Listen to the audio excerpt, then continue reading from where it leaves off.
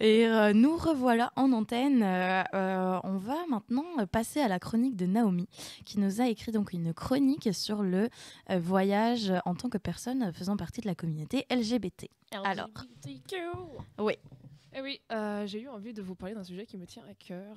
Mhm. Et pour commencer, je vais vous faire part d'une petite anecdote. En 2016, je suis allée au Cameroun et c'est seulement en revenant de ce voyage que j'ai découvert que le Cameroun est un pays où l'homosexualité est criminalisée. Ok. Ouais, donc le contraste entre l'expérience de vacances vécues et le sentiment d'inconfort que j'ai eu par rapport à cette information m'a un peu remise en question sur mes propres privilèges. Ok. Et donc avant ça, je dois être honnête, je m'étais jamais posé la question d'où est-ce que je pouvais voyager ou non, ni de mon propre pays d'origine pouvait être aussi dangereux pour moi. Ok. En vérité, je n'avais jamais associé le voyage à un potentiel danger auparavant. Et c'est pour ça que j'ai fait mes petites recherches pour mieux m'éduquer, pour mieux comprendre la situation des personnes LGBT en voyage. Et donc, pour illustrer un petit peu la chose, il y a 70 pays dans le monde qui criminalisent l'homosexualité, dont 11 qui la condamnent par la peine de mort. C'est sympa tout ça. On adore. La Ouais. première partie va être très gay. C'est un mauvais jeu de mots. C'est ça. Il y a combien de pays dans le monde déjà? Il y a Il y plein en a de genre pays dans le monde. 250 quelque chose, À peu près, je ouais. pense. Donc en termes de pénalité, ce n'est pas très beau non plus. Selon Amnesty International, ça va de l'exécution légale en passant par le classique thérapie médicale contrainte, la flagellation, la peine de prison, atteinte aux On libertés sort toutes les d'expression. tortures, quoi. Et j'en passe d'autres, car la liste est malheureusement assez longue. Alors, ça ne va pas toujours aussi loin, mais la plupart du temps, les voyageurs ne subissent pas des traitements aussi sévères que les locaux, évidemment. Ils doivent néanmoins tenir compte de nombreux facteurs dans leur déplacement, en fait. Un truc tout bête, mais par exemple, le simple fait d'enregistrer pour un couple de même sexe un lit de place peut entraîner Des soupçons. des soupçons. en effet. Ouais. Ou juste tout simplement des incompréhensions. Ouais. Et ils se retrouvent avec 2 lits simples dans la même chambre, quoi. Alors qu'ils sont- Ok, parce que les gens de l'hôpital, enfin c'est un l'hôpital. petit inconfort, De mais un petit l'hôtel. inconfort qui demande des explications. Tout le monde va à l'hôpital. Excusez-moi. Que je ne savais pas. Mais lorsqu'une lesbienne prend l'avion avec sa compagne légale, donc mariée, avec ses enfants adoptés, elle risque d'atterrir dans un pays où son certificat de mariage est nul et où la garde de ses enfants est remise en question. Donc tout simplement, elle perd des Qu'elle droits risque en voyageant. fait de pas récupérer ses enfants, c'est ça? Non, ou juste de ne pas avoir de droits par rapport à eux, Ok. d'autorité parentale ou quoi que ce soit envers sa compagne. Ok.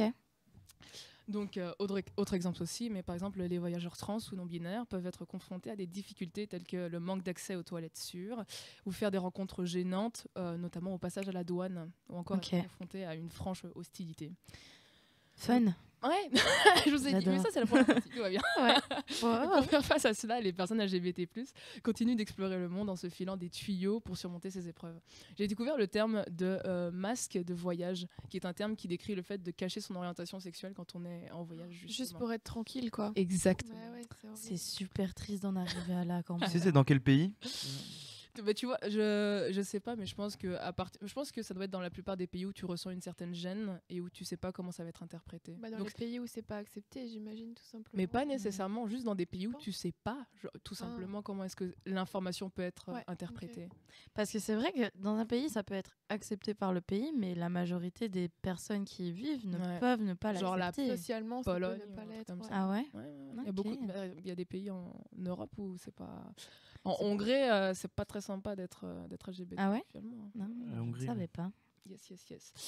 Mais il n'y a pas que du négatif dans le fait de voyager en tant qu'LGBT. Je voulais le souligner. Premier point positif, la pride à l'étranger. Ce sentiment d'appartenance à une communauté, même lorsque l'on est à l'étranger. Que l'amour et l'acceptance, sous toutes ses formes, peut dépasser les frontières. Ça, c'est une très belle expérience à vivre. Waouh. Mais c'est pas tout. Là où dans certains pays, le fait d'être LGBT, c'est un crime, dans d'autres, c'est un argument marketing. J'ai aussi appris qu'il existait des voyages dédiés à la communauté. Être LGBT friendly, c'est devenu un argument de vente pour les croisières ou encore les voyages qui se font autour de la thématique. Incroyable. Ouais, les LGBT. On vend de tout maintenant. Mais oui, on vend se même sert des de voyages. On se sert de tout le monde. Les LGBT constituent un segment important qui dynamise l'industrie du voyage. Bon, voilà. Avec du coup des formules de plus en plus originales pour appâter la comunidad. Donc les choses bougent et c'est aussi ça qu'il faut soutenir. Surtout, il existe des destinations LGBT friendly que je tenais à citer, comme beaucoup de capitales et beaucoup de villes telles que Amsterdam, Londres, Barcelone, Tel Aviv, Auckland, Bangkok, yes, Taipei, Toronto, Vancouver, Montréal, New York, San Francisco, Los Angeles et encore bien d'autres. Des villes qui ont des vies LGBT+ foisonnantes et qui attirent beaucoup de touristes internationaux. Alors, si le nom de ces villes ne vous donne pas envie de voyager, alors là, moi, je ne sais plus quoi faire. Franchement, moi, j'ai été fort étonnée de comment est-ce que Montréal était ouvert à tout ça. Ouais. En gros, pour ceux qui ne savent pas, j'ai passé une année au Canada. Et Montréal m'a énormément étonnée dans le bon sens, hein, évidemment, dans le fait qu'ils sont vraiment ultra ouvert par rapport à ça. Donc tu as des gens on pourrait peut-être penser que parfois ils auraient peut-être peur d'exprimer qui ils sont vraiment en totalité. Et bien là-bas, clairement, j'ai rencontré des gens qui l'assument totalement et qui n'ont vraiment pas de crainte à l'assumer parce qu'en fait, la ville est clairement open à tout le monde, que ce soit même bêtement genre les gens qui s'habillent différemment, il y a tellement moins de jugement dans la rue. Même si on ne peut pas évidemment comparer l'habillement avec une orientation, mais clairement genre là-bas il y a tellement moins de jugement que je pense que c'est aussi ça qui va mettre le mood pour vraiment vivre 100% qui on est, quoi. Ouais, mais j'ai un peu l'impression que c'est un mood de grande ville cosmopolite en fait. Ouais. Se dire que le fait de justement être confronté à différentes ethnicités, à de la diversité tout simplement, fait que du coup tu es plus à même d'accepter ce genre de choses puisque c'est ce que tu côtoies au quotidien. Ça, Toi, tu dis que tu avais participé à une Pride ou c'est moi qui me le. Ouais. À l'étranger. J'ai fait, ouais. Et j'aimerais en faire plusieurs. J'ai fait celle de Bruxelles. À l'étranger pour toi. Hein. C'est parce que je suis française. Mais j'en ai fait plusieurs en France déjà. J'ai fait celle de Bruxelles, j'ai fait celle de Athènes aussi. Ok. Cool. Et c'est quoi le but d'une Pride? C'est une marche des fiertés. Donc l'idée c'est une marche qui est là pour mettre en avant la communauté LGBT. Et c'est un peu pour dire, c'est un peu un moment pour rappeler on a des droits. Nous aussi, ouais. Je pense. C'est une longue marche. Ouais, c'est une longue marche. Mais c'est une marche où il y a de la musique, où il y avait de la musique. Il y avait cette année, c'était triste. Cette année, à la Marche des Fiertés de Paris, il n'y avait pas de musique. Ah non. C'était la tristesse. Ah mais ouais, c'est parce qu'en fait, les chars utilisent des moteurs et on voulait faire un truc sans moteur. Ok. J'avais organisé le truc, rien à voir. non, mais du coup, ils voulaient faire la marche sans moteur. Mais du coup, il y avait des fanfares. Ok, ouais. Et ça, c'était cool. Okay.